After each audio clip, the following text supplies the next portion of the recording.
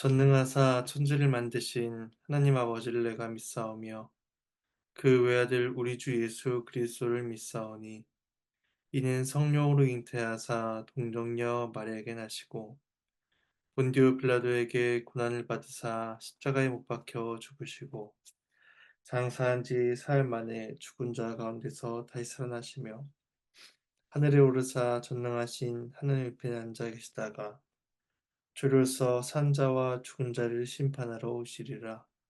성령을 믿사오며 거룩한 공예와 성도와 서로 교통하는 것과 죄를 사해 주시는 것과 몸이 다시 사는 것과 영원히 사는 것을 믿사옵나이다. 아멘. 찬송가 301장 찬송하시겠습니다.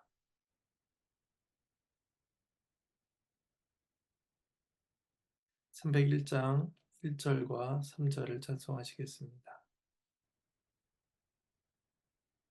예, 찬송합니다. 지금까지 지내온 것 주의 크신 은혜라. 한이 없는 주의 사랑 어찌 이루 말하랴. 자나깨나 주의 손이 항상 살펴주시고 모든 일을 주 안에서 형통하게 하시네. 주님 다시 배울 날이 날로 날로 다가와 무거운 짐 주께 맡겨 벗을 날도 멀잖네. 나를 위해 예비하신 고향 집에 돌아가 아버지의 품 안에서 영원토록 살리라. 네, 함께 보실 말씀은 열왕기하 19장입니다.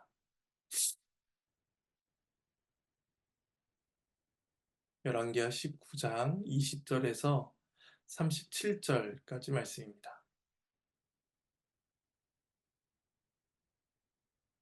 네, 말씀은 본문을 살피는 가운데 함께 봉독하도록 하겠습니다. 앗수르의 침공 앞에 히스기야는 성전에 가 기도합니다. 하나님만이 이 상황을 해결해 주실 수 있으시기 때문에 그 앞에 기도하는 것이죠. 그것을 통해서 하나님만이 이스라엘의 진정한 왕이심이 또한 드러나게 됩니다.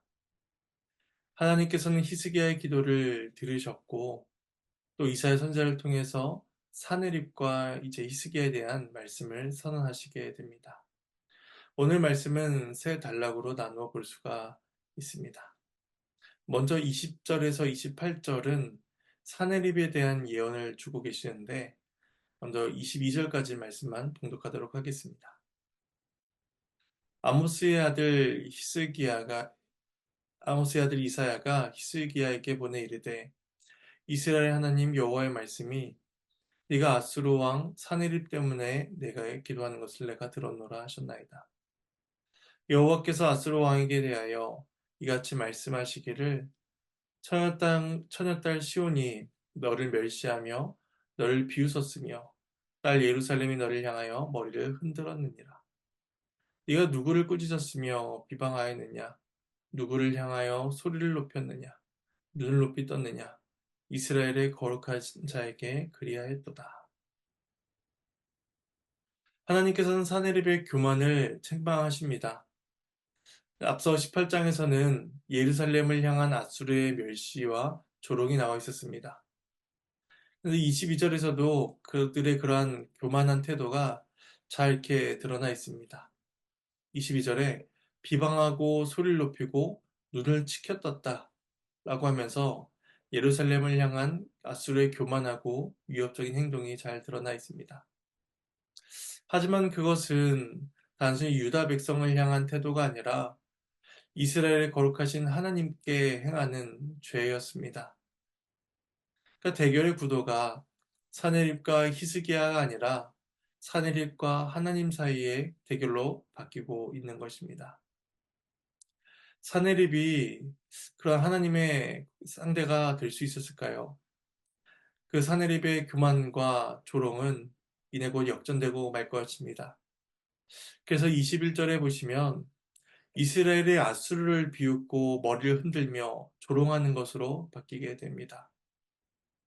특별히 이때 유다를 가리켜서 처녀 딸이다 라고 부르시는 까닭은 예루살렘이 이방인에게 침략당해서는 안 되는 거룩하고 순결한 성읍임을 보여주십니다.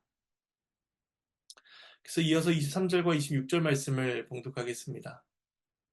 네가 사자들을 통하여 주를 비방하여 이르기를 내가 많은 병거를 거느리고 여러 산 꼭대기에 올라가며 레바논 깊은 곳에 이르러 높은 백향목과 아름다운 잣나무를 베고 내가 그 가장 먼 곳에 들어가며 그의 동산의 무성한 수풀에 이르리라. 내가 땅을 파서 이방의 물을 마셨고 나의 발바닥으로 애굽의 모든 강들을 말렸노라 하였도다. 내가 듣지 못하였느냐? 이 일은 내가 태초부터 행하였고 옛날부터 정한 바라. 이제 내가 이루어 너로 견고한 성읍을 멸하여 무너진 돌무더기가 되게 함이니라. 그러므로 거기에 거주하는 백성의 힘이 약하여 두려워하며 놀랐나니 그들은 들의 채소와 푸른 풀과 지붕의 잡초와 자라기 전에 시든 곡초같이 되었느니라. 하나님께서는 사내립의 그 자화자찬격인 교만을 비웃으십니다. 왜냐하면 사내립은 자신의 힘과 능력으로 여러 민족들을 정복한 것을 자랑하고 있었습니다. 많은 병거를 이끌고 여러 산 꼭대기를 점령하였으며 레바논의 깊은 곳까지 들어가 그곳의 귀한 나무들을 베었다라고 자랑합니다. 사내립의 행보에는 거침이 없어서 가장 깊은 곳, 사람들이 들어갈 수 없었던 숲을까지도 침략해 들어갔으며 또한 남쪽의 애굽의 강들을 누비며 그 애굽의 생명의 젖줄인 강들을 말리기도 합니다. 그는 이 모든 일들이 자신의 힘으로 이룰 수 있었다라고 생각하면서 그렇게 자랑합니다. 하지만 그것은 완전한 착각이었습니다. 사내립이 그렇게 할 수 있었던 까닭은 하나님의 계획이 있었기 때문입니다. 그것도 급작스럽게 계획된 일이 아니라 오래전, 아주 오래전 태초부터 하나님의 작전 가운데 이루어진 일이었습니다. 이방인들이 두려워하며 시든 곡초와 같이 죽게 된 것 역시도 하나님께서 미리 뜻하신 일이었습니다. 이처럼 하나님께서는 세상의 모든 일들을 작정하셨을 뿐만 아니라 또 그 일을 행하고 있는 그 아수르의 행동과 또 그 마음의 동기까지도 알고 계십니다. 그것이 27절과 28절 말씀입니다. 내 거처와 내 출입과 네가 내게 향한 분노를 내가 다 아노니 네가 내게 향한 분노와 네 교만한 말이 내 귀에 들렸도다. 그러므로 내가 갈고리를 내 귀에 깨고 재갈을 내 입에 물러 너를 오던 길로 끌어 돌이키리라 하셨나이다. 이제 하나님께서는 사내립의 모든 교만을 알고 계십니다. 그의 죄에 대해서 또한 그의 교만에 대해서 하나님 자신이 증언자가 되고 계십니다. 그러니 이 아수르는 그들을 향한 죄의 고소와 심판을 결코 피할 수가 없게 된 것입니다. 죄를 아시고 또 그들의 죄를 들으신 하나님께서는 사내립을 심판하시는 것이죠. 그것이 28절에서 나타나고 있습니다. 갈고리를 코에 꿰고 재갈을 입에 물려 오던 길로 돌아오게 할 것이다 하는 것입니다.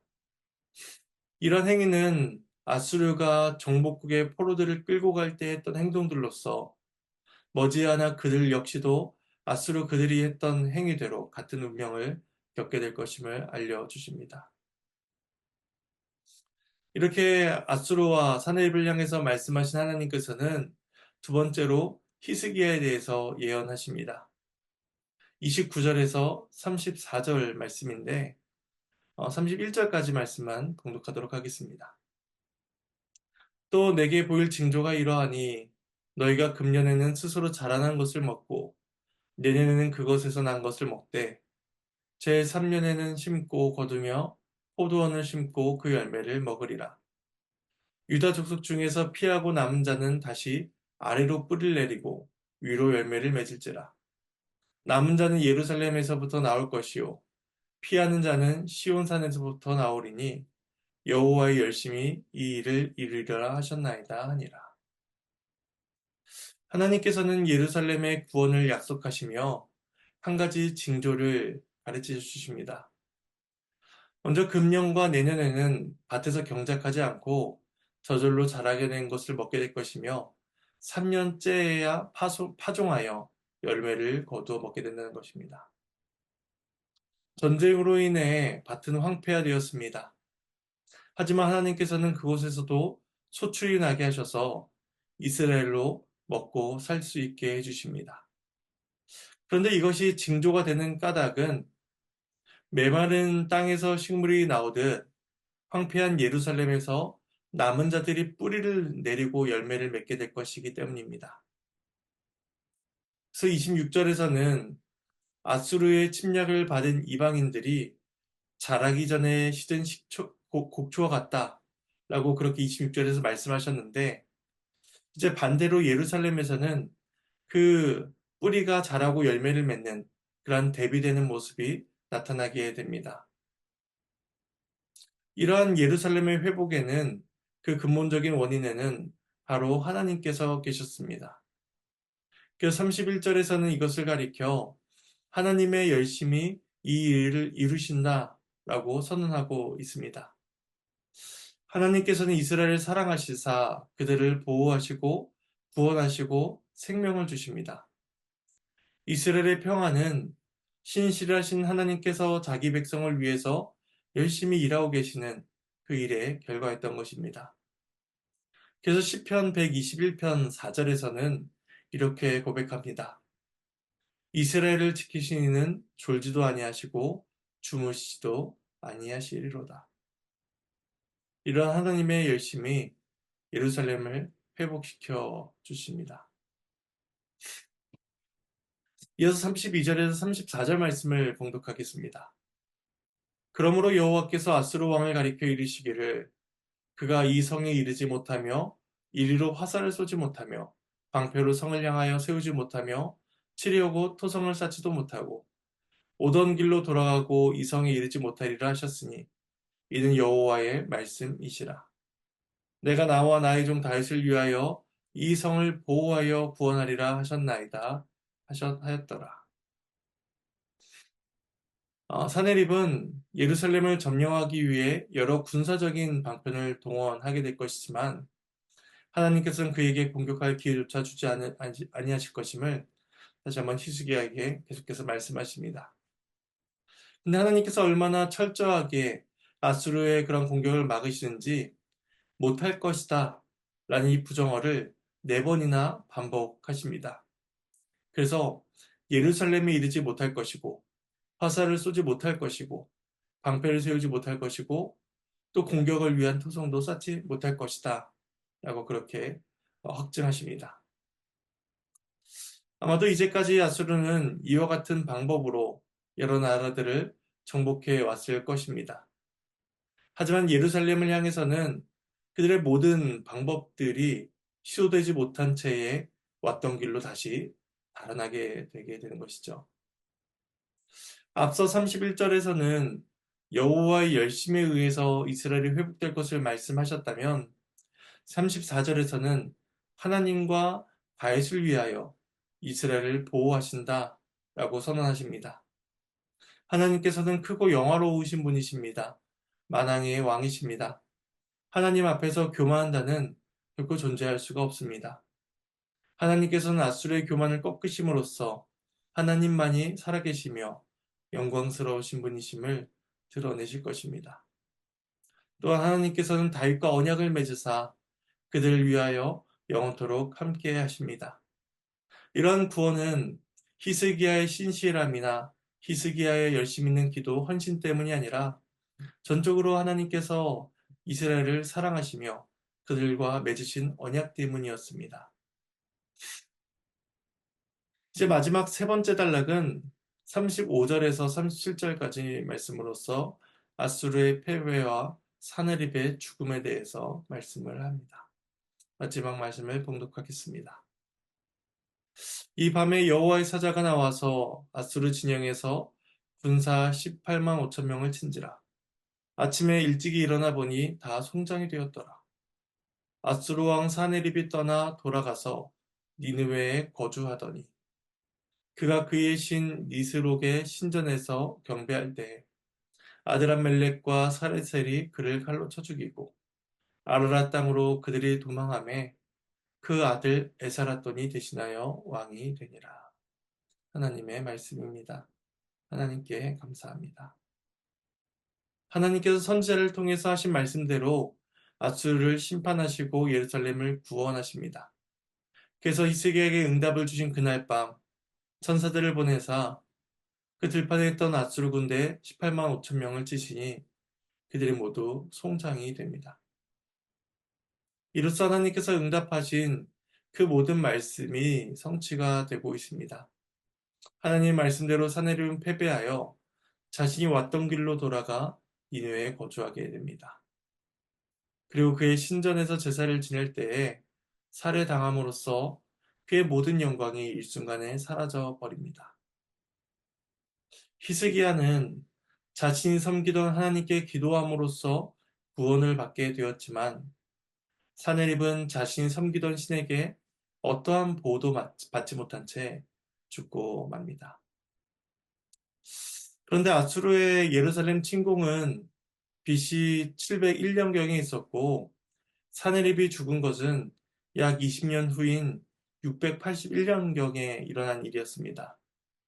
예루살렘에서의 패배와 사네립의 죽음이 약 20년 정도의 간격이 있음에도 불구하고 오늘 성경은 하나의 연속적인 사건처럼 기술하고 있는 것을 보게 됩니다.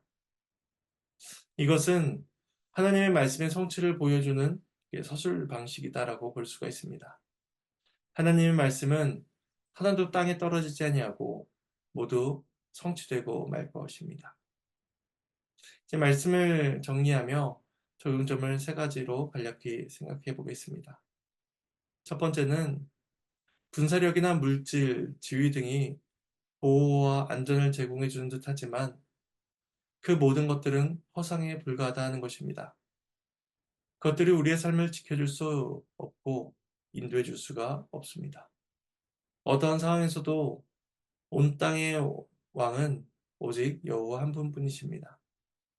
그러므로 우리는 왕 대신 하나님의 통치만을 소망하며 바라야 할 것입니다.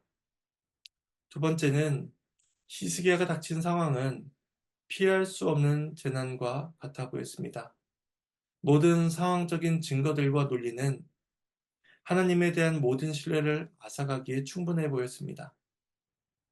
그런데 성경은 그런 순간일지라도 하나님만을 굳건히 신뢰하라 라고 우리에게 요구하고 계십니다. 그런 하나님에 대한 신뢰는 우리의 기도로 나타나야 할 것입니다. 마지막 세 번째는 하나님께서는 하나님 자신과 다윗을 위하여 예루살렘을 보호하십니다. 우리가 하나님의 은택을 받아 살아가는 것은 하나님께서 그분의 이름을 우리에게 주셨으며 또 우리와 언약을 맺어주셨기 때문입니다. 따라서 우리는 우리의 삶 속에서 하나님의 이름이, 하나님의 영광이 드러날 수 있기를 소망해야 할 것이며 또 하나님과 맺으신 그 언약이 풍성히 우리 가운데 나타날 수 있도록 또한 구하고 소망해야 할 것입니다. 오늘도 우리를 위해 일하시는 하나님의 열심 가운데 은혜와 평강을 누리시는 복된 하루가 되시기를 소망합니다. 자, 잠시 기도하도록 하겠습니다. 하나님의 은혜에 감사를 드립니다. 하나님께서는 기도하는 자의 목소리를 외면치 아니하시고 들어 주십니다. 기도하는 히스기야의 모든 상황은 하나님께서 일하시지 아니하시며 하나님께서 살아계시지 아니하신 듯한 그러한 생각을 하기에 충분한 상황이었지만 그럼에도 하나님께서는 그 가운데서도 응답하시며 역사해 주셨습니다. 우리가 겪는 상황이 아무리 어렵고 힘들지라도 신실하신 하나님을 믿고 기도하게 하시고 또 그 가운데 응답해 주시는 하나님의 권세와 능력을 우리가 또한 알아가게 하여 주시옵소서. 우리를 위해 열심히 일하시는 그 하나님께 감사를 드리옵고 이 모든 말씀 예수님의 이름으로 기도드립니다. 주님께서 가르쳐 주신 기도로 마치겠습니다. 하늘에 계신 우리 아버지여 이름이 거룩히 여김을 받으시오며 나라가 임하시오며 뜻이 하늘에서 이루어진 것 같이 땅에서도 이루어지리이다. 오늘 우리에게 일용할 양식을 주시옵고 우리가 우리에게 죄진 자를 사해 준 것 같이 우리의 죄를 사해 주시옵고 우리를 시험에 들게 하지 마시옵고 다만 악에서 구하시옵소서. 나라와 권세와 영광이 아버지께 영원히 있사옵나이다. 아멘.